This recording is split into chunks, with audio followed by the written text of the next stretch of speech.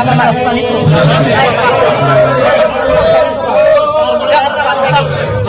Tunggu. Agar tertib, mudah-mudahan.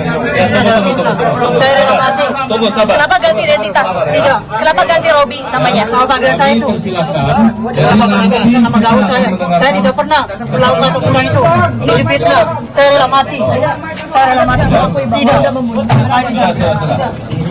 Tidak. Rekan-rekan, tolong tertib. Nanti kita sama-sama mendengar. Yang pertama, kalau mengumumkan DPO harusnya nggak boleh samar-samar dong, ya. Jadi itu yang kami himbau lagi kepada Polda Jabar, tolong segera dilakukan. Makanya saya bilang tadi penyidikan ulang. Karena apa? Hampir dalam semua tindak pidana yang DPO, apalagi orang Indonesia, dia selalu pulang ke keluarganya, selalu menghubungi keluarganya. Jadi kalau identitasnya tahu, jejak digitalnya gampang didapat. Apalagi 8 tahun. Contoh nih, ini ada contoh nih. Ini tindak pidana kecil-kecilan. Waktu restoran kita, Hotman yang di Tajur Bogor, manajernya bawa kabur uang penjualan 2 malam 110 juta. Dia dari pindah dari hotel ke hotel, sesudah dia terlibat judi online. Ya, nggak apa namanya, tadi nanti lihat statement saya deh, saya marah sama, saya kesel sama Polda Jabar. Saya nggak diberitahu ada rilis, kami tidak dikasih tahu kalau ada press release hari ini. Tiba-tiba kami datang, saya koordinasi dengan kepolisian, alasannya besok lagi ada kegiatan, padahal kami udah datang ke Bandung jauh-jauh kan, lucu kan? Jadi bapaknya Egy itu menutupi nama aslinya Peggy. Kalau informasi tadi yang saya dapatkan, jadi bapaknya Peggy bilang kalau Peggy itu adalah ponakannya, bukan anaknya. Ketahuan lah di situ gitu. Iya, makanya sama-sama lah kita.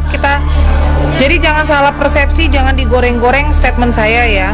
Saya mempercayai kinerja institusi Polri untuk mengungkap para pelaku kejahatan. Ingat loh, itu jangan digoreng-goreng loh.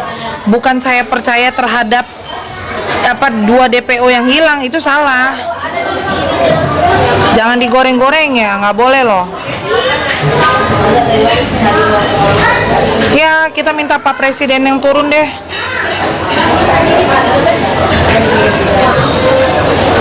Semua kan diproses. Aku kan bukan Tuhan, aku kan bukan Kapolri. Sama-sama kita bersuara ya, sama-sama bersuara bagaimana caranya penegakan hukum ini harus terbuka secara lebar, harus jelas. Nggak ketemu, nggak ada di sana. Orang saya ketemu sama penyidik aja ditolak, tahu nggak? Kesel kan? Kalau salah tangkep sih enggak, karena saya tadi udah dapat datanya dan sudah melihat si Egy ini motornya yang warna pink itu sudah ditahan sejak tahun 2017. Mudah-mudahan ini tidak salah ya. Ini lemon tea ya? Punya? Aku air mineral aja. 2 lagi dicari.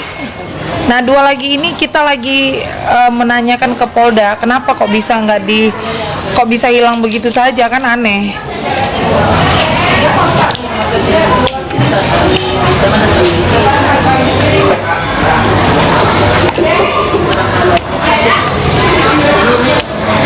Kalau menurut hasil penyelidikan, berdasarkan bukti-bukti yang sudah didapatkan dari penyelidikan selama ini, dari mulai motor Peggy diamankan oleh kepolisian sejak tahun 2017 ya?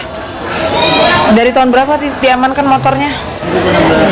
2016 lah, orang kan penangkapan 2016, kok 2017, kan kejadian 2016. Jadi motornya Peggy itu diamankan sejak 2016 ya. Ya, itu dirangkum. Jadi motornya Peggy itu Kalian percaya Peggy Setiawan yang ditangkap Polda Jabar kemarin adalah pelaku kasus Vina Cirebon yang sebenarnya? Apa kamu kenal sama Egy sama Vina? Anak saya jawab, demi Allah, demi Rasulullah, Mak, saya tidak kenal sama yang namanya Egy dan Vina. Terus, saya tidak melakukan hal itu. Mak, jikalau nanti malam Mama pulang, kalau saya tidak ada umur, saya minta maaf. Saya rela dan ikhlas, Mak, jadi tumbal anak orang yang berpangkat. Saya nggak apa-apa pisahin.